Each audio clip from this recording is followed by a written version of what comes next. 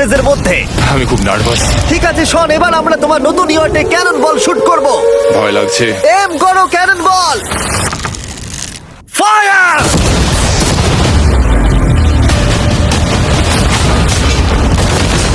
আরে এটা তো কন্টেনার ভেদ করে দিল। ভাই এটা তো স্টোরেজ কন্টেনার ভেদ করে চলে গেল।